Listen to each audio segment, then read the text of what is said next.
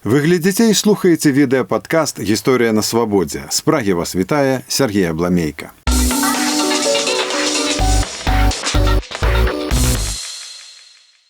Калі ўзнікла Беларусь і беларусы, або хто і калі нібыта іх стварыў? Ці праўда, што Русь і русіны – гэта толькі канфесійныя тэрміны, якія абазначаюць людзей, што вызнавалі ўсходняе хрысціянства?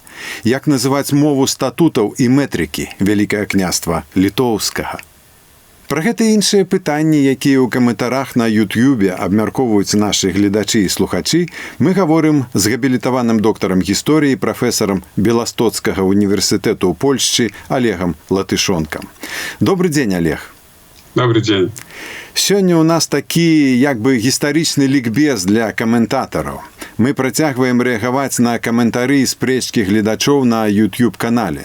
Так што мае пытанні будуць па матывах гэтых спрэчак. І першае пытанне да цябе такое. Беларуская ідэя, у тым ліку беларуская гісторыя, культура і мова ў наш час знаходзяцца пад ударам з двух бакоў. З аднаго боку, расійскія нацыяналісты, так званыя заходнія русы, сцвярджаюць, што Беларусь стварылі бальшавікі пасля 1917 году. З другога боку, так званыя літвіны сцвярджаюць, што Беларусь і беларусаў стварылі ўлады Расіі пасля далучэння зямель Вялікага княства Літоўскага да Расіі ў канцы 18 стагоддзя. Дык калі ўзнікла Беларусь і беларусы, або хто і калі іх стварыў? Вось просьба да цябе адказаць коратка, бо далей будуць больш падрабязныя пытанні. Ciężko nację stworzyć, bo nacja to ludzi. No nie chcemy ludzi formować tak jak plastelinu. Ale ja należę do tych, jakie думають, що це доволі поздно. I faktyczna już pośle podziału Rzeczypospolitej u Rosyjskiej Imperii mianowita taka nazwa jak Białoruś i Białorusy stała powszechnej nie od razu, bo to zajęło całe XIX stulecie. Najważniejsze w tym to jest, że Białorusy uznikli z połączenia dawnych Litwinów i Rusinów. Do tej pory, kiedy idzie na przykład wyższe sloi gramactwa, to w ranim średniowieczu Rusiny asymilowali Litowców, ale pośle już, poczynając z XVI stulecia, już odbywał się odwrotny proces ale faktyczne spoluczenie tego, że ruska czy rusińska i litowska nastąpiło na gruncie polskiej mowy i kultury i wся ta szlachta i arystokracja stała na koniec, można сказать, Polakami. No, ale гэта твой адказ jakby дапамагае тым, хто кажа, што Беларусь і беларусаў стварыла Расія, бо яны як бы ўзніклі ў часы, калі беларускія землі належалі Расійскай імперіі, і тыя людзі кажуць, што так расейцы назвалі, а беларусы ўспрынялі гэтую назву. Як адказваць на такія цверджанні? No nie расейцы назвалі, бо расейцы перанялі назву, якая ўжо існавала. Толькі што I nie można сказать, что расейцы stworzyli, bo расейцы robili ўсё, aby ta nacja nie uznikła. Яны хотели это насельніцтва, перш за ўсё правослаўнае, просто обрусить, обмаскалить, можно сказать інакш, и не mieli najmniejszego namieru stworzyć osobną białoruską nację. Все te zachody i ustępki, jakie robili na korzyść miejscowej mowy i kultury, to byli czasowe i mieli na mecie tylko depolonizację Ukrainy. A kali już mocno Rasieńcy poczuli się, to oni starali się powstrzymać proces stworzenia tej nacji. Ale nacja ta nasza nacja białoruska stwarała się na nowej osnowie, na osnowie mowy. Эта мова сполучала и нащадков русинов, и нащадков ославяненных литовцев. Я лічу, что белорусская литературная мова – это мова ославяненных литовцев, mianowicie, не балтов. Абсолютно to nie dziereć prabałto, a konkretna pra litowców, jakie prymali sławiańską mowę i z czasem ta mowa stała nazywać się białoruskiej.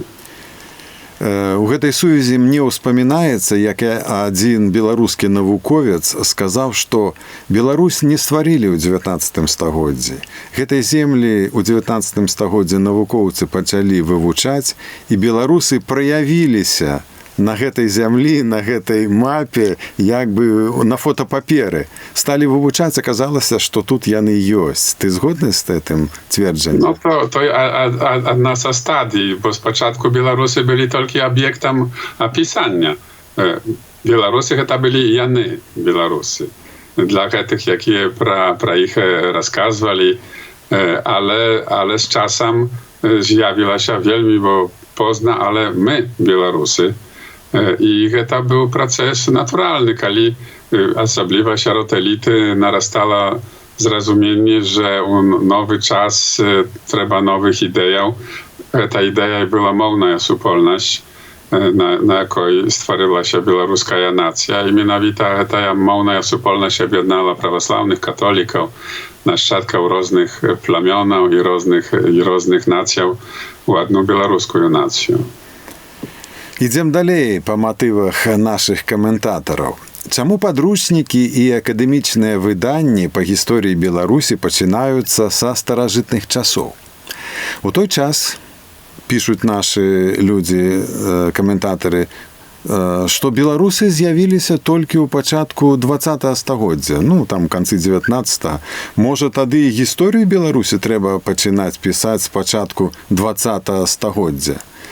І калі так паглядзіш, то шмат якія назвы нацый існавалі ўжо вельмі даўно. Польшча, Літва, Чэхія, Вугоршчына, Францыя, Ангельшчына. А беларусаў сапраўды не было, дык можа і сапраўды варта гісторыю пісаць з пачатку 20 стагоддзя. Nacje narodzają się, nacje pomierają.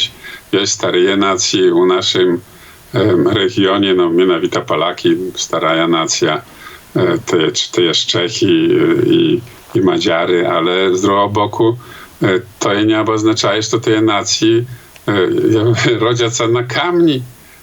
Też my mamy przodków.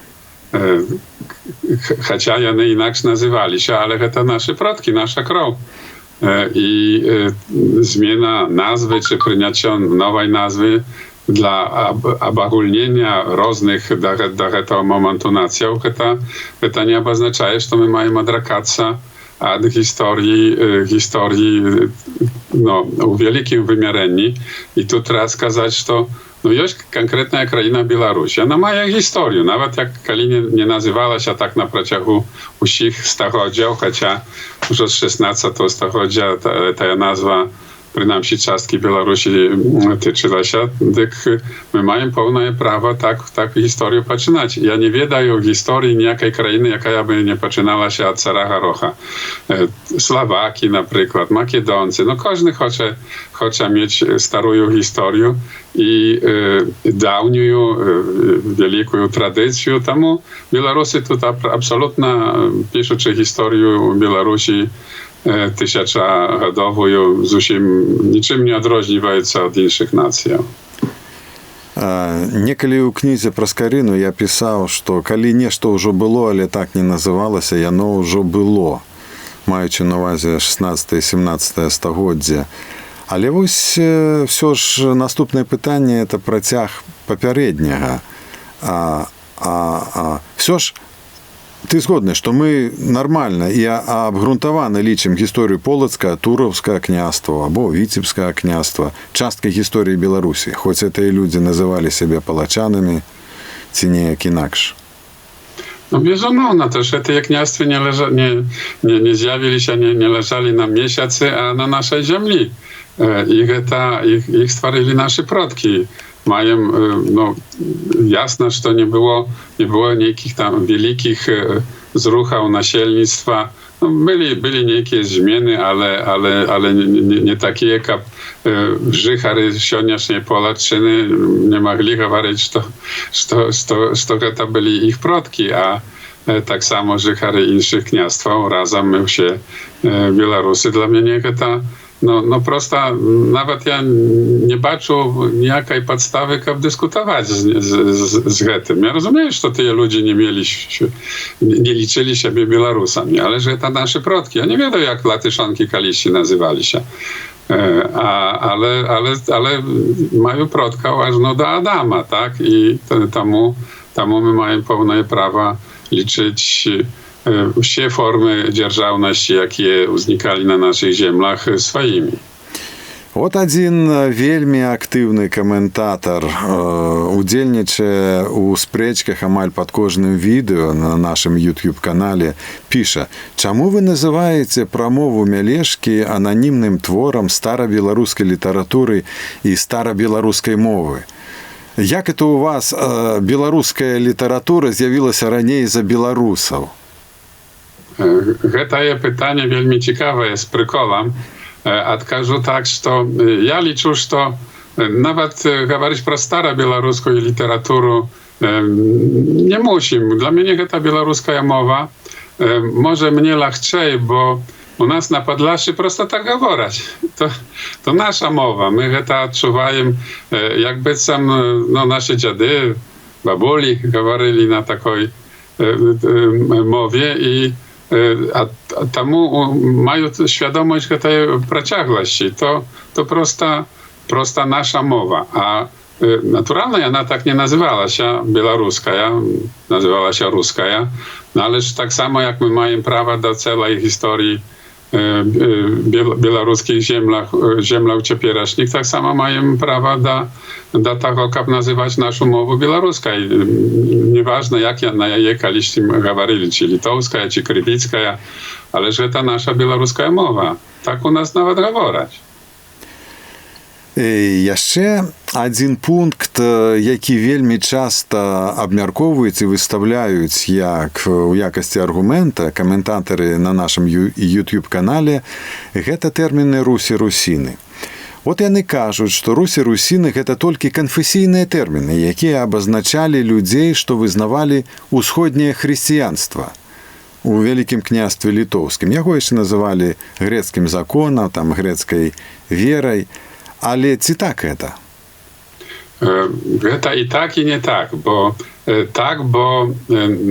ludzi nawet w XX stuleciu, no skażem u mojej mamy na wiosce, podzielali się na ruskich i polskich. Kto był ruskiej wiery, to prawosławny, a polskiej wiery to katolik.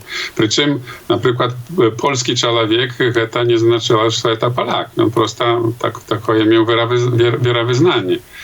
Ale i to była długa prawda do XVI stulecia, kiedy Rusiny stali prymaci inne wierowyznani. No pierwszym takim sławutym Rusinem katolikiem był Franciszek Skaryna, co nie przeszkadzało jemu być patriotą i zawsze siebie i zaliczać siebie do Rusinów.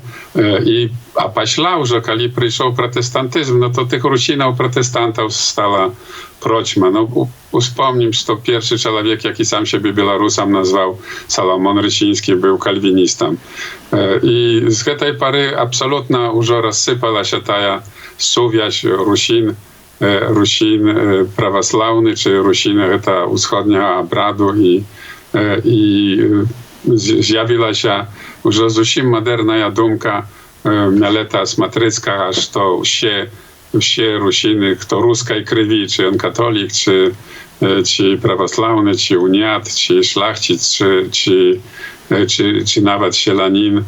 No to wielmi pracowno to już była idea, jak na ten czas, ale świadczyć pro to jest to, że ta suwiać Rusiny, wschodni obrat nie była obowiązkowa. Naturalna ona przeważała, ale to już nie oznaczało, że to ty, że wierzyli inaczej, nie byli Rusinami.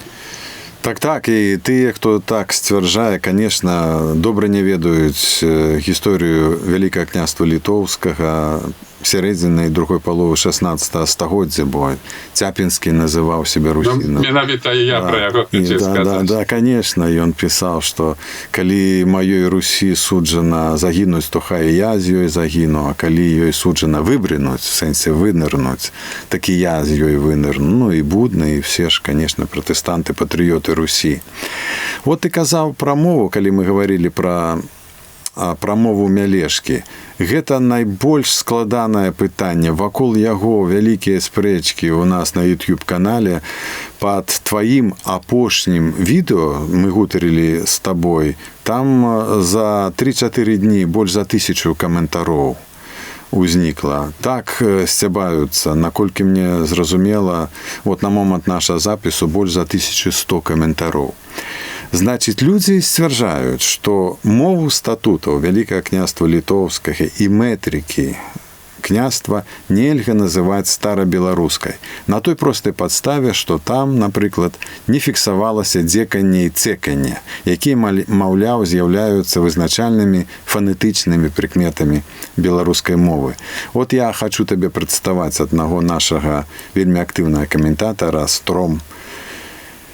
И он пишет: кстати, еще об одном, насколько я памятаю, моменте хотелось бы услышать в ваших передачах, если не трудно. Что связывает современный белорусский язык с языком статутов, которые впоследствии, и он пишет, товарищ Карский с какого-то перепуга назвал старобеларуским, и в котором с его, этого читача, пункта гледжання няма нічога агульнага з новабеларускай мовай.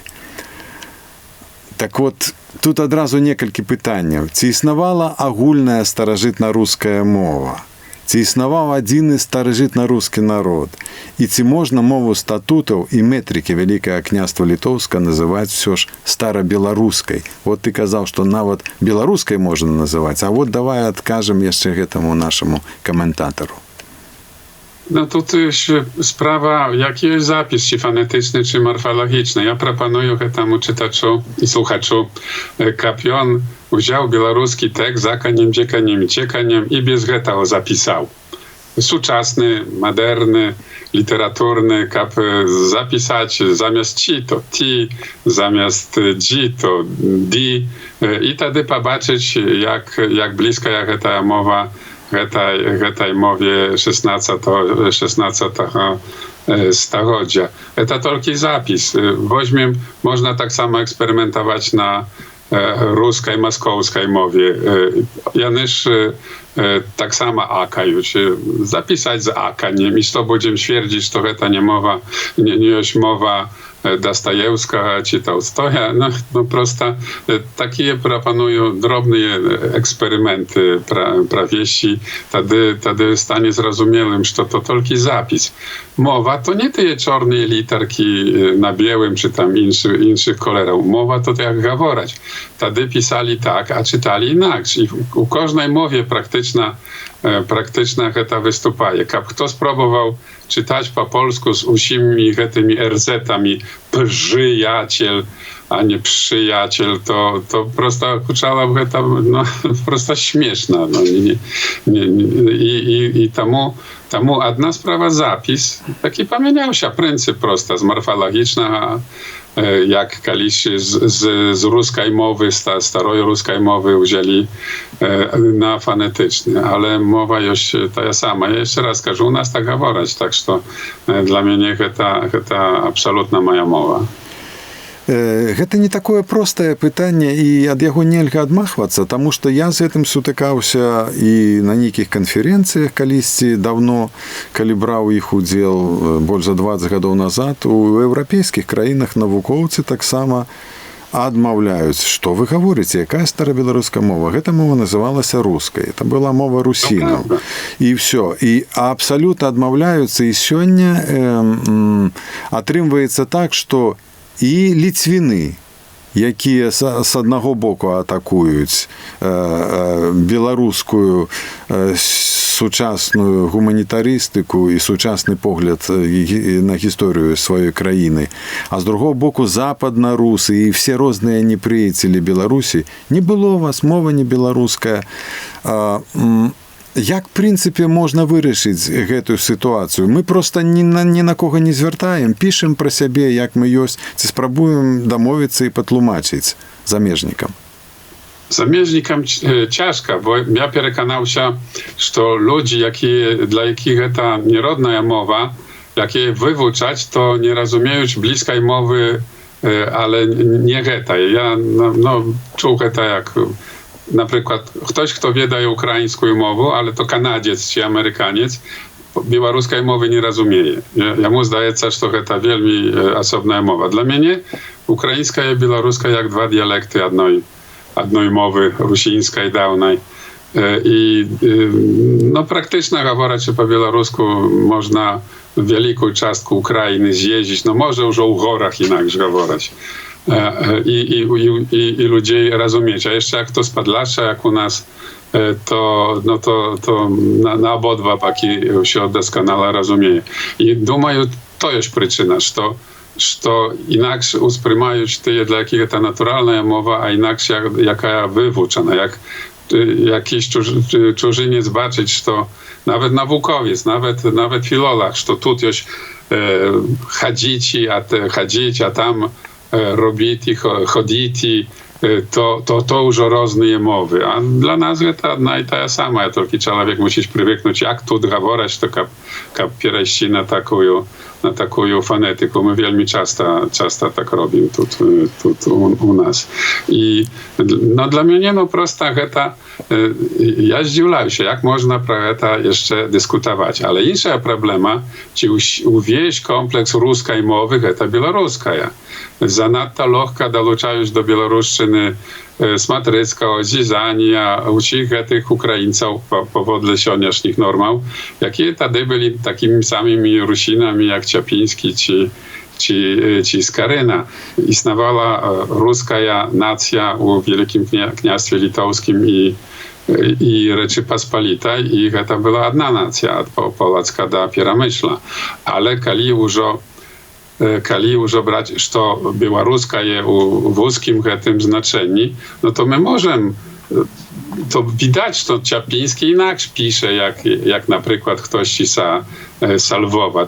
Wtedy my możemy to liczyć białoruskiej mową. I tu trzeba ostrożnie i ze zrozumieniem i nie wyrywać sobie tak strasznie, że to nasze i nie nasze, ale jest teksty na jawno białoruskie, jakich nie masz, to nie liczyć białoruskimi. No na przykład pramowa Mialeczki.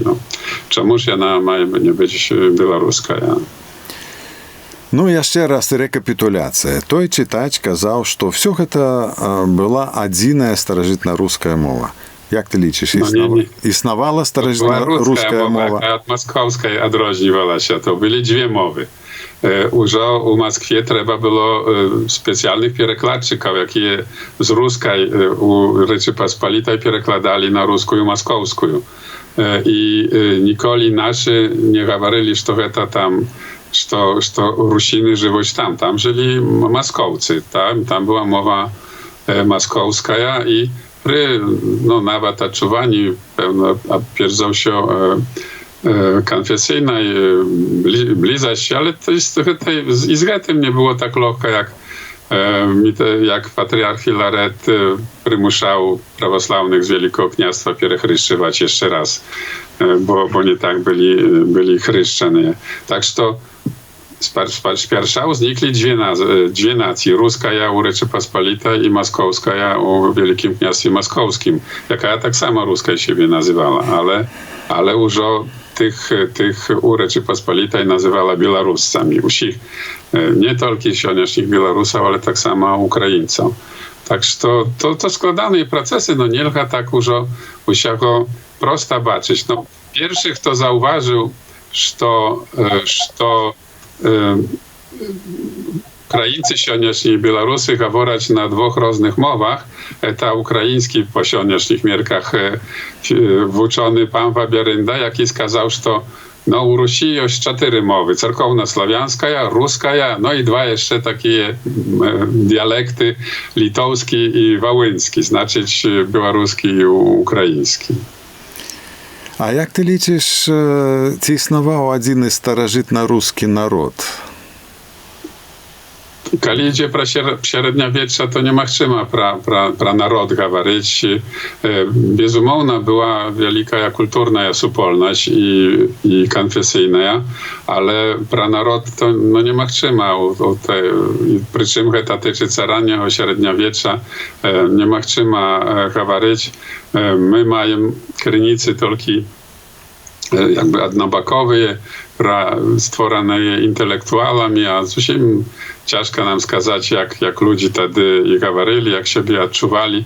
Безумовно, było u elicie poczucie supolności kulturnej i konfesyjnej, ależ te kniastwy wieli między sobą wojny na międzyetnicznym uzrowni.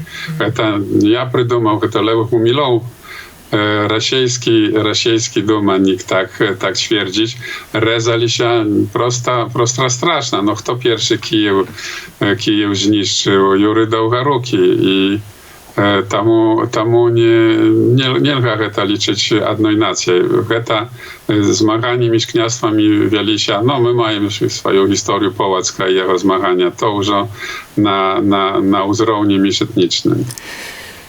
Ну, мы наближаемся до конца нашей сегодняшней гутарки. Я тут могу додать, что белорусский археолог, профессор Георгий Штыхов лічыў, что калі анализовать материальные помнікі археалагічныя, то пачыналася нешта такое складацца, як старажытна-рускі народ, але ён не паспеў скласціся.